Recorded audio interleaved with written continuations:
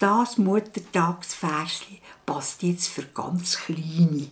Und es passt auch im Mai, weil es heisst ein Körbli voll Blumen. Und das geht so.